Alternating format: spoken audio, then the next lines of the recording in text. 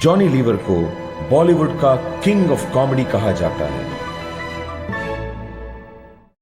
मैं लोगों को हंसाता था, मगर हंसी मुझसे कोसों दूर थी।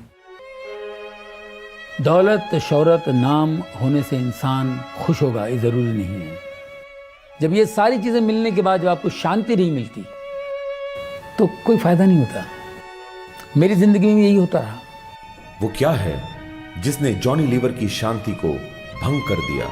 वो जिसके चेहरे को देखते ही लोगों की आंखें चमक उठती हैं, हंसी के फुहारे फूटते हैं। उसके जीवन में ऐसा क्या घटा कि उसकी खुद की हंसी छिन गई? मैं जॉनी लीवर, मेरा असली नाम जॉन राव है। मैं आंध्र प्रदेश से हूँ। मेरे माता पिता बहुत पहले मुंबई आ चुके थे। मैं मुंबई में धारावी माटुंगा लेबर कैंप में रहता था। फिर 10 साल की उम्र में मैं किंग सर्कल में शिफ्ट हुआ। किंग सर्कल के स्लम्स में मैं रहता था।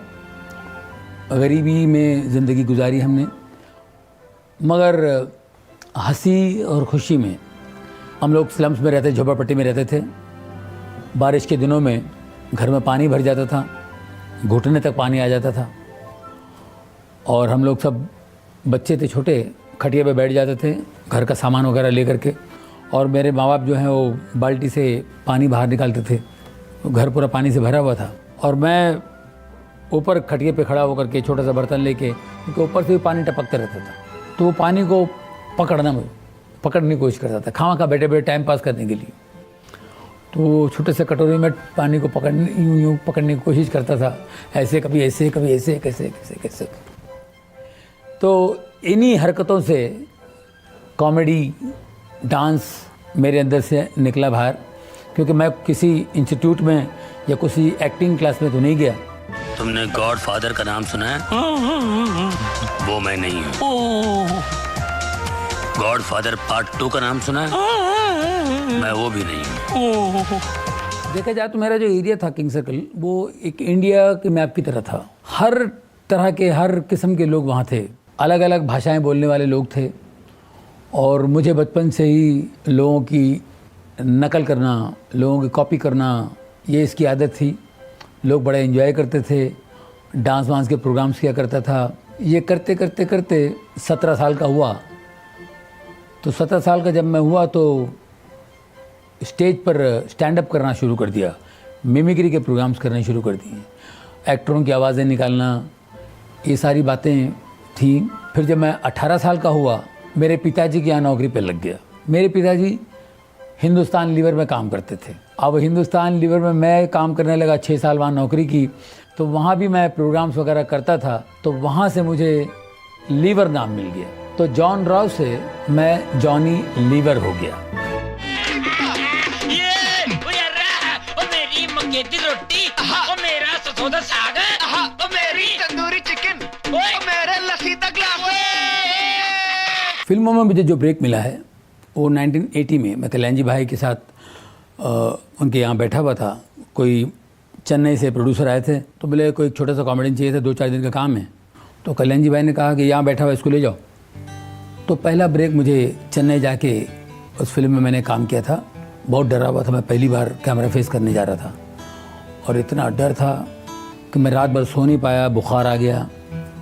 और नेक्स्ट डे जब शूटिंग पे था तो मैं ट्रेन पकड़ के भागने की सोच रहा था, और मैंने किसी तरह रुक के वहाँ काम किया। उस फिल्म का नाम था ये रिश्ता न टूटे। फिल्म का नाम ये रिश्ता न टूटे, और नाम तो ऐसे ही कुछ था, लेकिन आज तक रिश्ता ऐसे ही टाइट है।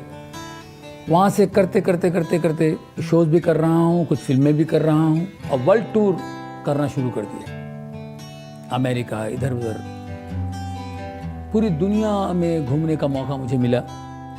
गरीबी के झोपड़े को पीछे छोड़ जॉनी लीवर अमीरी के महलों में बस गए। सफलता, दौलत और शोहरत उनके कदमों को चूमने लगी।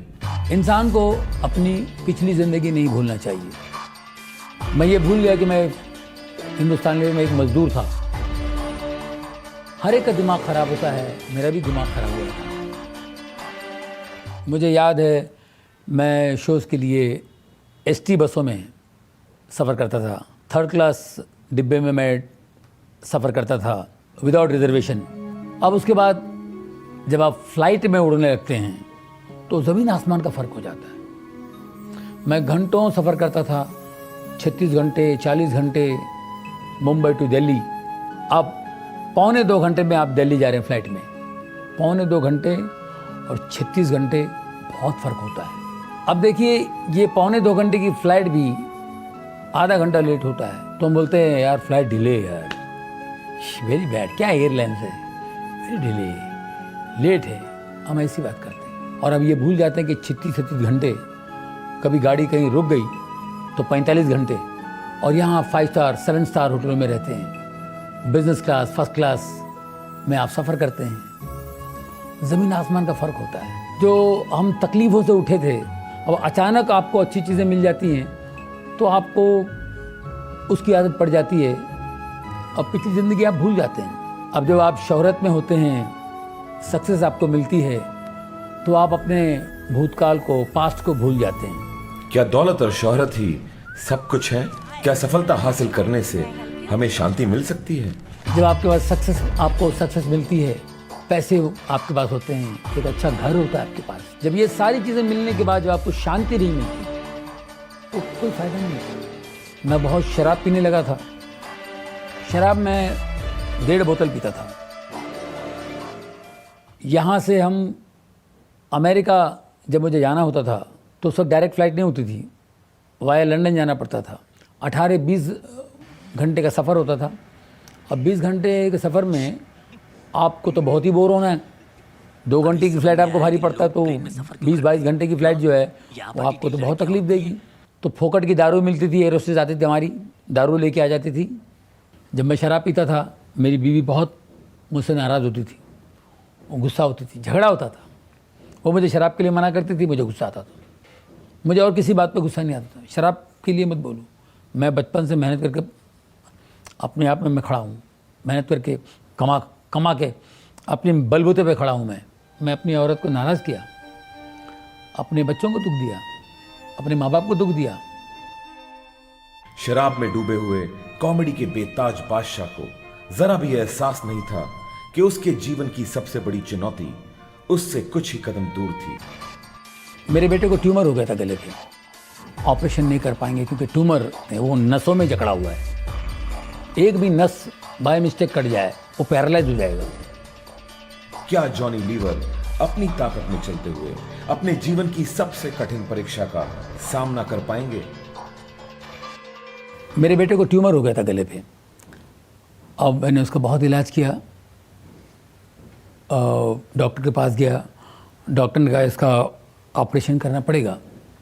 तो मैंने कहा कर दीजिए। बोले आप बेफिक्र रहो, 15 मिनट में इसको ठीक कर दूंगा, मैं ट्यूमर निकाल दूंगा और ये ठीक हो जाएगा। एक 10 मिनट के बाद ऑपरेशन थिएटर से कोई आता है और मुझसे कहता है कि डॉक्टर साहब आपको बुला रहे हैं। मैं ऑपरेशन थिएटर में जाता हूँ तो मेरा बेटा टेबल पे लेटा हुआ है और इतना बड़ा कट था उसका। और मैंने कहा जी क्या बात है? तो बोले ऑपरेशन नहीं कर पाएंगे क्योंकि ट्यूमर जो है वो निकाल नहीं सकते हैं, वो नसों में जकड़ा हुआ है, नसों के बीच में जकड़ा हुआ है, और वो एक भी नस बाय मिस्टेक कट जाए तो वो पैरालाइज हो जाएगा, उसको लकवा हो सकता है, एक साइड से पूरा बदन खराब हो जाएगा। बोले क्या करना चाहिए? बोले बंद कर दो ऑपरेशन। तो फिर से स्टिच कर दिया उन्होंने, ऑपरेशन नहीं हुआ। डॉक्टर्स ने हाथ ऊपर कर दिए। जॉनी के सामने अपने इकलौते बेटे की जिंदगी का सवाल था। अब वो जो ट्यूमर है इतना सा था, वो इतना बड़ा हो गया 2 साल में। हमने होम्योपैथी, आयुर्वेदिक बहुत सा इलाज किया, कुछ नहीं, वो ट्यूमर इतना बड़ा हो गया। अब वो ना उससे ठीक हो रहा है आयुर्वेदिक से या होम्योपैथिक से, और ऑपरेशन के लिए भी नहीं जा सकते। 2 साल गुजर गए। पहला ऑपरेशन 2000 में था, अब ये 2002 तक का कुछ नहीं हुआ। हमने बहुत से बाबाओं के पास गए, स्वामियों के पास गए, कुंडली जो भविष्यवाणी करते हैं उनके पास गए, ये सब चीज़ें हुई। बच्चे के लिए इकलौता बेटा है, इसके लिए जो जहाँ बोले वहाँ जाते थे। उन सब ने कहा कि ऑपरेशन के लिए मत जाना, ऑपरेशन मत कराना, बच्चा चला जाएगा। और एक कुंडली वाले ने तो कहा था कि 2002 तक ही आपका बच्चा है, इसके बाद आपका बच्चा नहीं है। जब बाबा और तांत्रिक भी काम न आए तो जॉनी ने खुद को असहाय पाया।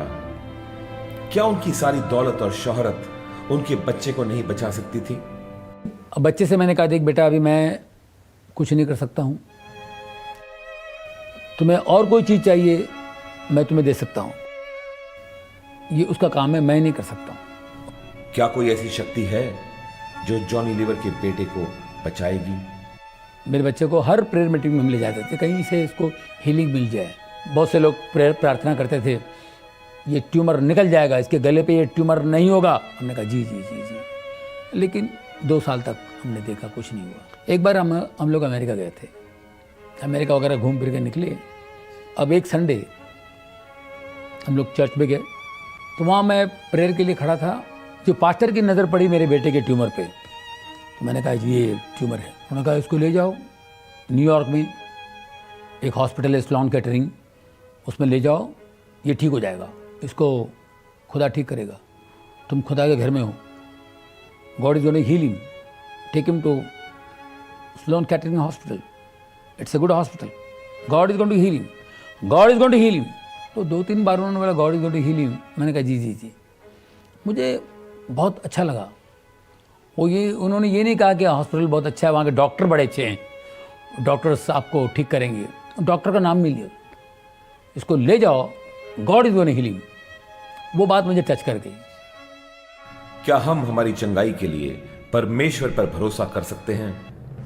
मैं बिल्कुल नरक में था, गलतियों में था, पाप में था। क्या आप मेरी प्रार्थना परमेश्वर सुनते हैं? और इतना बड़ा चमत्कार हो सकता है। क्या परमेश्वर पापियों की प्रार्थना को सुनता है? मेरी वाइफ ने कहा चेकअप क्यों करा रहे हैं आप, ऑपरेशन कराना पड़ेगा। और डॉक्टर ने कहा ऑपरेशन करे तो ये होगा, लकवा मारेगा, फलाना होगा, उसकी आंखों की रोशनी जाएगी, ये सब बातें थी। तो मैंने कहा देखो, डॉक्टर ने बोला ठीक है, लेकिन गॉड पे विश्वास करना बहुत ज़रूरी है, और जीसस हमारा जिंदा है। मेरी वाइफ ने कहा अगर वो जिंदा है तो आपसे बात करेंगे, आप उनसे पहले पूछिए। अगर वो खुद आपसे बात करते हैं, खुद बोलते हैं कि ऑपरेशन करो, तो ही मैं अपने बच्चे को अलाउ करूंगी, वरना मैं अपने बच्चे को ऑपरेशन के लिए मैं इजाज़त नहीं दूंगी। मेरी वाइफ ऐसे खड़ी थी, मैं भी खड़ा था। मैं तुरंत घुटने टेका और उधर ही प्रार्थना शुरू की। मैंने कहा परमेश्वर, यीशु के नाम से मुझसे बात कर, मुझे बता कि मैं ऑपरेशन के लिए जाऊंगी। और मुझे आवाज़ आई, जा बेटा जा, ऑपरेशन कर, डर मत, मैं तेरे साथ हूँ। मेरा बदन पूरा ऐसा चल रहा है। मैंने वाइफ से कहा मुझे आवाज़ आई, मुझे ऑपरेशन करो, ऑपरेशन के लिए जाओ। तो मेरी वाइफ ने एग्री की, ठीक है। क्या जॉनी लीवर ने वाकई परमेश्वर की आवाज सुनी, या फिर ये उनके मन का वहम था? हम लोगों को डर था को पैरालाइज होगा, आंखों की रोशनी कम होगी, लेफ्ट हैंड बिल्कुल 100% पैरालाइज होगा। यहाँ बहुत से लोग प्रार्थना कर रहे थे मेरे बेटे के लिए, हम भी बहुत प्रार्थना में थे। अब सिर्फ हमने परमेश्वर पर विश्वास करके ये तय किया था कि ऑपरेशन कर लिया जाए। अब ऑपरेशन के दिन 3 घंटे का ऑपरेशन था, और मेरा बेटा ऑपरेशन थिएटर में था। 3 घंटे के बाद मेरा बेटा बाहर आया। हम लोगों को डर था, जैसे कि यहाँ उन्होंने कहा था उसको पैरालाइज होगा, आंखों की रोशनी कम होगी, लेफ्ट हैंड बिल्कुल 100% पैरालाइज होगा। लेकिन मेरा बेटा 3 घंटे बाद जब बाहर आया, अपने लेफ्ट हैंड से बोला कि daddy I am absolutely all right. बिल्कुल ठीक था। 11:30 बजे वो बाहर आया और 12:30 बजे वो वीडियो गेम खेल रहा है। बिल्कुल कोई प्रॉब्लम नहीं। मैं बिल्कुल नरक में था, गलतियों में था, पाप में था। मैंने कहा क्या आप मेरी प्रार्थना परमेश्वर सुनते हैं? और इतना बड़ा चमत्कार हो सकता है। और ये चमत्कार कोई मजाक नहीं है, कोई मामूली चमत्कार नहीं है। इसको मैं इजी नहीं दूंगा। जिस दिन मेरा बच्चा ठीक हुआ, उसका ऑपरेशन बिल्कुल सही तरीके से हुआ, उसको जब चंगाई मिली, मेरी जिंदगी बदल गई। इतने बड़े चमत्कार का जॉनी के जीवन पर क्या असर हुआ? अब इसके लिए मुझे दारू छोड़ना पड़ेगा, सिगरेट छोड़नी पड़ेगी। वो सामर्थ जिसने जॉनी के बेटे को चंगा किया, क्या वही सामर्थ जॉनी को उनकी बुरी आदतों पर विजय दिला सकता है? तो मैंने सोचा कि भाई ज़िंदगी में बदलाव तो आने चाहिए, तो ये सारी चीज़ें छोड़ दूँ, शराब, सिगरेट, ये वो। मैंने सारी चीज़ें छोड़ दी। शराब, सिगरेट, गंदी बातें बोलना, किसी के बारे में गलत बोलना, मैंने कहा उसको छोड़ दो। शराब में 1.5 बोतल पीता था और 4 पैकेट सिगरेट पीता था। बहुत मुश्किल था मेरे लिए छोड़ना ये। बारिश के मौसम में बहुत तकलीफ होती थी, मुझे तलब आती थी, लेकिन मैं प्रार्थना करता था कि परमेश्वर मुझे शक्ति दे, यीशु मुझे ताकत दे, मैं नहीं हाथ लगाऊँ इसको। कोई कहता है कि वाइन तो पी सकते हैं, मतलब वाइन भी नहीं पीऊँगा, मैं टच ही नहीं करूँगा, कोई चीज़ नहीं पीऊँगा। जब परमेश्वर की रोशनी आती है तो एक ताकत आती है आपके अंदर, और उस ताकत से आप इन चीज़ों को फॉलो कर सकते हैं, इस मार्ग पे चल सकते हैं। हम अपने गलतियों से सीखते हैं, गलतियों से ही हम सीखते हैं, मगर गलती का पता चले तब ना। दोस्तों, जब मेरी ज़िंदगी में रोशनी आई तो सबसे पहले मैंने अपनी बीवी से माफ़ी मांगी, क्योंकि मेरी बीवी बहुत परेशान थी मुझसे। मैंने उससे बहुत बार, एक बार नहीं कई बार माफ़ी मांगी, बार बार याद आता था, जब भी याद आया माफ़ी मांगी, जब भी याद आया माफ़ी मांगी। मेरी वाइफ बोलती है, अरे ख़त्म हो गया, अभी फिनिश, आप ऐसा मत कीजिए, अभी आपने इतना, आप में चेंज आ गया और आपने इतना कर दिया कि वो पूरा वसूल हो गया है। मेरी ज़िंदगी में इतना बदलाव आ गया है। 2002, आज 2013 है, 11 साल हुए हैं। बहुत कुछ करके, इतना कुछ कमा के, नाम कमा के, पैसे कमा के, शांति नहीं थी। और मैं बीच में 10 साल काम नहीं किया, इनकम बिल्कुल नहीं था, लेकिन मैं शांति से था, पहले से ज़्यादा शांति। मेरी औरत बोलती है, आप कमाते नहीं, फिर भी हम लोग हंस रहे हैं, एंजॉय कर रहे हैं, प्रभु की स्तुति कर रहे हैं, प्रभु का धन्यवाद कर रहे हैं और खुश हैं। तो ये दौलत जो है, ये दौलत हर एक की ज़िंदगी में चाहिए। तो काम अच्छा भी होता है, बुरा भी होता है। अब आपके ऊपर है, अच्छा करो या बुरा करो, टैलेंट को अच्छी तरीके से यूज़ करो या बुरी तरह से। तो मैंने क्यों ना अच्छा काम क्यों ना करें, जब परमेश्वर की देन है तो अच्छा काम क्यों ना करें। तो अच्छे रोल्स आते हैं तो मैं करता हूँ, अच्छे शोज आते हैं मैं करता हूँ, फैमिली वाले जो बैठ के मुझे सुने, अच्छी बातें सुने, और जब भी वक्त मिलता है परमेश्वर की सेवा करता हूँ। इतनी शांति मिलती है मुझे, मेरे परिवार में खुशी है। यहाँ तक का मेरी वाइफ सेवा करती हैं, मेरी बेटी चर्च में वर्शिप लीड करती हैं, वो अच्छा गाती हैं, और मेरा बेटा ड्रम्स प्ले करता है। हम चारों मिलकर सेवा कर रहे हैं, और आज हमको इतनी शांति है और इतना सुकून है। जो बदलाव मेरे जीवन में आया है, मैं चाहता हूँ यही बदलाव आप लोगों के जीवन में भी आए। आप भी परमेश्वर को जानें, कौन है सृष्टिकर्ता, वो एक है, वो कौन है। परमेश्वर का हाथ थाम लीजिए, उनके बेटे यीशु के नाम से आपका हाथ थाम लेगा। बदलने की शक्ति है। बदलने की शक्ति को पाना चाहते हैं तो स्क्रीन पर दिए हुए नंबर पर संपर्क कीजिए और मुफ्त किताब हासिल कीजिए।